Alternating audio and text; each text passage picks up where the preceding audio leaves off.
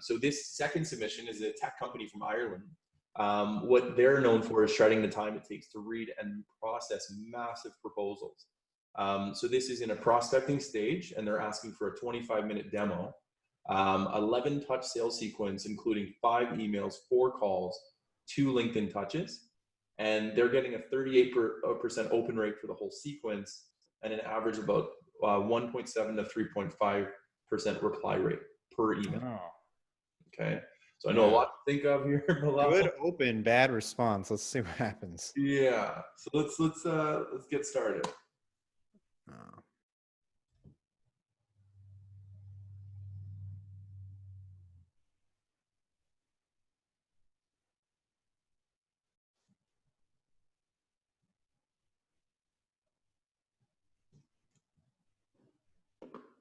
Well, I mean, it's, how clear do you need it on why they get such a great open rate?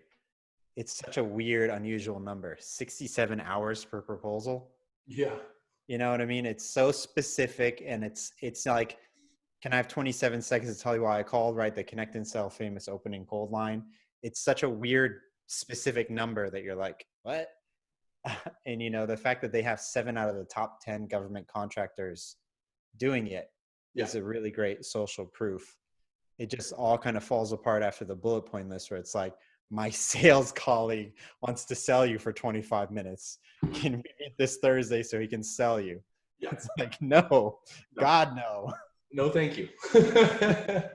Like, yeah, there's got to be a better way to deliver that line than that. But it's a really short email. Even the bullet points are super, super concise and just, pretty simple. Yeah. No, 100%. Well, again, we run into, again, the bullet points. And I think here it seems to kind of work a little bit, but something about it is turning people off, because this one is one of the ones that only got about 1.7% reply rate. Yeah. Yeah. I think if the call to action was like, well, personally, I'll even say this, Jeff, I don't put call to actions in my first email. Not even like, would you be interested? Yeah. Like, I don't actually put anything, because the response rate for first touch cold emails is so low. It's sort of, again, it's like a voicemail. Like, I don't expect anyone to call me back from it. So why would I leave my number? It just doesn't happen. No matter how good my voicemail is. Right. So my first email is only there to set up my second and third email.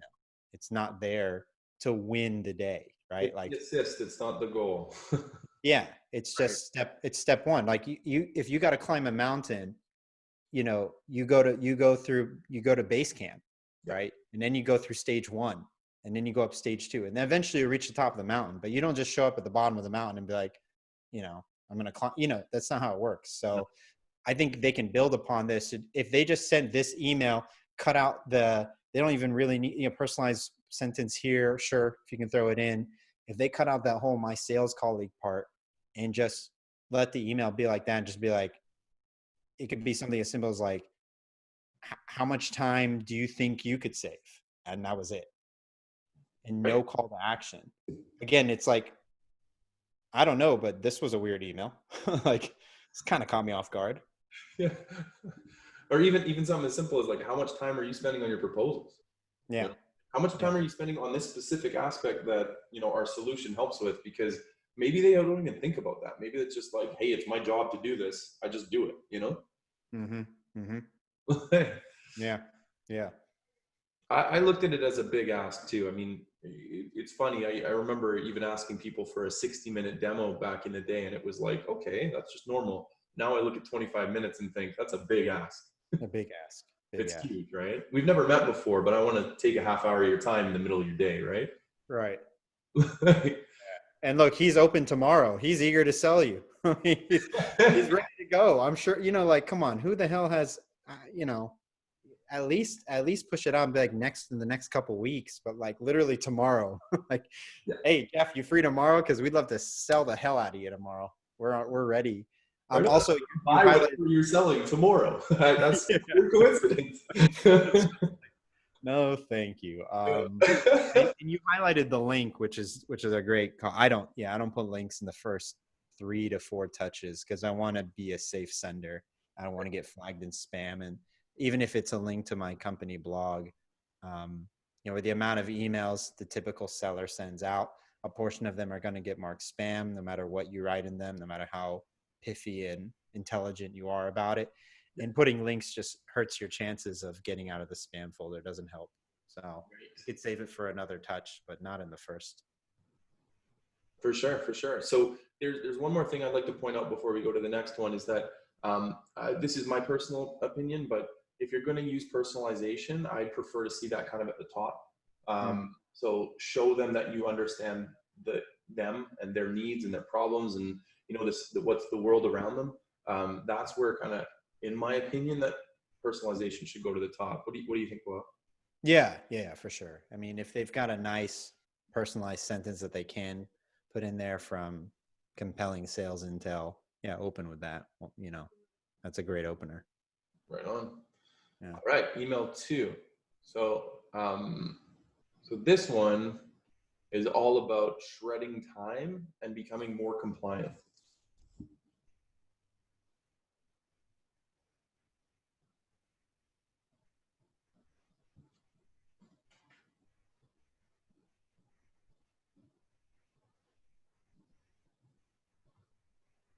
This is a very strong email. Again, it's a very weird, unique number, 9.8%. I get why they're getting a 38% open rate. It's so specific and so unusual. Yeah. People are just curious by it. I'd even not answer what 9.8% was right in the first sentence. Maybe just be like, find a way to tease that in, because you give the steak and the sizzle right there in the preview line before the email even gets into it. But again, it's the same call to action, which is probably turning people off. What's a no strings attached web demo? Like, that's an oxymoron. That's not true. That doesn't exist. I don't know anybody. Accept your money. Even if you give me the money, I'm not going to accept. Yeah. It sounds like a timeshare pitch where it's like, no, just come in and you're fine. Like, no, I'm not. This is a pitch. You know it and I know it. Oh, man. Well, so surprisingly, or maybe not surprisingly, this email has a 1.4% reply rate. Yeah. This would have been on the lowest of the range. Yeah. But I'm sure it has a good open. What's the open rate for this one with that weird subject line? You know what? The open rate on this one was, I think, 22%. Yeah. Yeah. Which is good. I mean, 1 out of 5. Yeah, it's slightly above the industry average for this customer. So yeah, I think your open rate isn't the problem. It's more about when you get into the email, that's when you need to kind of optimize a little bit. Yeah. I think that realistically, like, the one thing that I would say about this email is that it tells a lot about the solution, but it kind of lacks context. So it's missing the story behind it, It is. Well, they try to put it into the use case, click here to see the use case, but people don't like to, just tell me what it is right in the email. Don't make me have to click something else and go into it. And that call to action. So, like, okay, let me shit a little bit on links for half a second here. Sorry, definitely, because we got 14 people in here that are pro sellers that have taken time of their day to perfect their craft. Yeah. What's the point of links, guys? Like, you can tell me if I'm wrong in the chat. Feel free to completely disagree with me. I'd like to hear an opposing view. What's the point of links? Like, we're trying to get a time with them. We're trying to, well, what are we trying to even do before that? We're just trying to see if they're even interested. Are you like, do you have a beat? Like, are you interested in this? Do you even care what I'm talking about? Because that's the first thing I need to identify. Second thing I need to identify, are you the right person to care about it? And then third thing I need to be like, okay, then would you be willing to talk about it? So those are like the 3 things I need to figure out. Right. What's a link doing for any of those 3 things other than taking them somewhere else? Like, I'm sort of adding another thing for them to do. And quite frankly, with the amount of cold emails people get, why would we want to add another thing to do? Like, can't my email just be sufficient on its own if the copy is right and the people are interested and I'm emailing the right person? That should be enough. Links typically go to product marketing, usually. And that product marketing is much better for people who have already expressed interest. And now you're trying to justify to them why they should take that interest into a stage of like evaluation. So your email is supposed to be the thing that gets them interested, not product marketing. The product marketing is in a justification to go from interested to evaluation, right? To give them, to arm them with something to sell internally. So, so Belal, if I can understand what you're saying, then is if you're looking at the sales funnel and you're talking about the top of the funnel is when you're trying to get interest to get people in the funnel, then links aren't as appropriate. But when they're in the funnel now, they are interested in the solution, and now you're trying to validate it. You're trying to tell that conversation through links, through downloads, through different kind of media. That's right. That's right. And if we go back to like the universal buyer's journey, which anybody who's seen my content on LinkedIn, I talk about a lot. It's 5 stages to buy anything, whether it's like a stick of gum, a house, a piece of software. You go unaware, aware, interest, evaluation, decision. We are cold emailing people who are unaware or who might be aware of our product. But what we're really trying to do is figure out, can we take people from unaware or maybe slightly aware into the stage of interest? Right. Those links and product marketing, all that stuff are really great to take people who are interested into the mode of evaluation and decision. So they just don't seem appropriate. They don't really help your cause anyways. I don't know what the stats are, Jeff, on like click-through rates for, or like links in general for cold emails, but I imagine they're about as dismal as response. They're not high. I mean, you're more likely to get you're more likely to get a reply than a link click, because people just aren't really looking at cold emails and clicking around or whatever. Yeah. So, it probably muddies a little bit your call to action when you're asking them you're giving a way to click and then a way just to response. You just want the response anyways. Them clicking around doesn't necessarily help. So I'd say, whatever is in that use case that this seller thought was appropriate for this email, to your point, Jeff, about lacking the story or content, should probably be somewhere in this email. And these really this is the second bullet point list. So like, okay, if you want to do one bullet point list in your cold sequence, that's fine. But if every one of your cold touches has a bullet point list, you're doing it wrong. Even if they're short, and I'd cut those out and use whatever's in that use case and put it into where those bullet points are. Because you already did one bullet point list, so that's it. You got your one bullet point list pass done.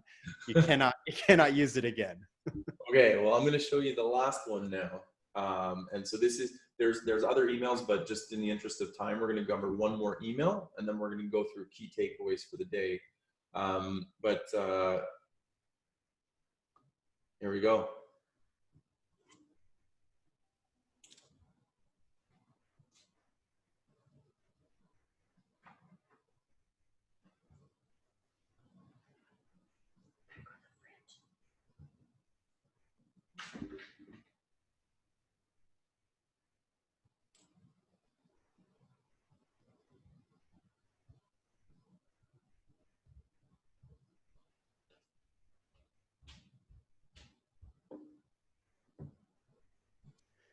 Yeah, so this is where let's back this up for our 14 guests. I love, it's awesome when I save money. I can't stand wasting money. I mean, it's super cool when I find a way to save some time in traffic. I hate wasting my time in traffic. Right? Yeah. It's great that this company was able to save 62 hours, win more bids, and save.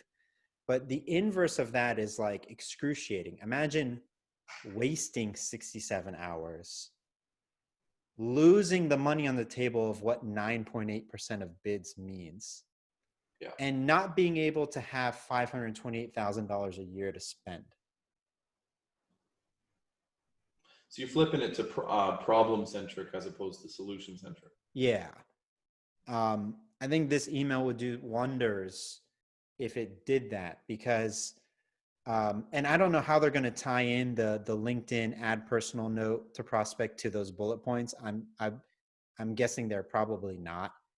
Yeah. And maybe they're finding a way to tie it in, but don't just add a personal note for the sake of it.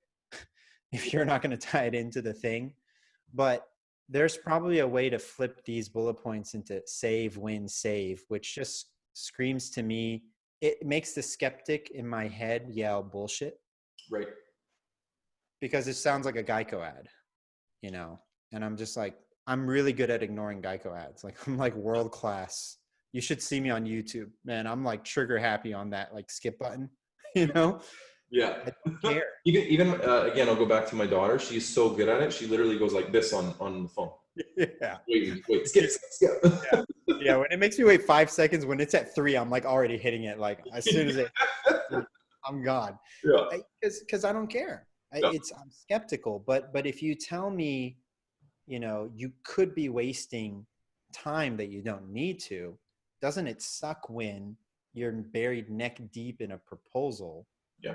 We found that people end up wasting 67 hours per proposal that they don't have to. And, it'd be like literally like wars have been won in less time. You make it kind of funny, like literally like, the stock market has like crashed and rebounded faster than that. And people are just like, yeah, you're right. That's insane. Why would I don't want to waste 67 hours of my life if I don't have to.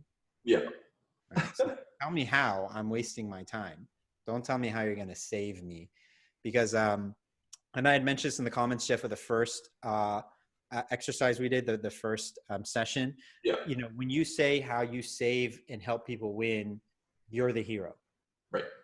But when you tell others how they're wasting time, you're pointing to a problem and you're going to give them a magic sword to help them slay that dragon. They become the hero. Yeah. And that's what you want. Don't be the hero. Let the prospect be the hero. Let them find a way to stop wasting their time. Don't try to help save them. I love that. So that, so one thing I'm going to just practically, I'm going to point out 2 things on here that I think, or one real big thing that I think probably helped them get the best response rate out of this email. So this is the one that they got the most reply rate. So where the top of that range is the 3.5%.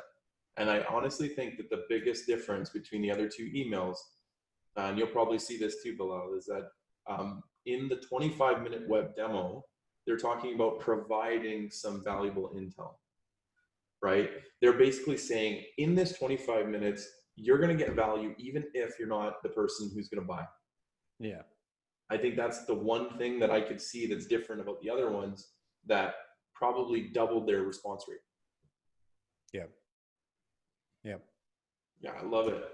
So with that said, I'm going to stop sharing my screen and let's chat. So I wrote down 3 things that you said that were good takeaways from this email. Okay. So I'm going to say there's no call to action in the first touch. Okay. In fact, you even advocate that you don't do it for the first few. So no links, no nothing. Focus on the problem, not the solution. So really turn that save 67 hours into stop wasting 67 hours, right? And as part of that, just to go a little bit deeper in what you said, is that you want to provide context. Don't just say stop wasting 67 hours. Tell them what they're wasting. Tell them how they're wasting that 67 hours, right? Yep. And then, you know what, the third one, actually, this is let them be the star. This is my favorite one personally. I don't want to be the hero of my prospects world. I want them to be the hero, right? And if you're selling like that, where you want to be the star, then you're going to run into some issues. But let them be the star, as you said, give them the sword to slay their dragons, and they're going to probably be more likely to buy. Totally.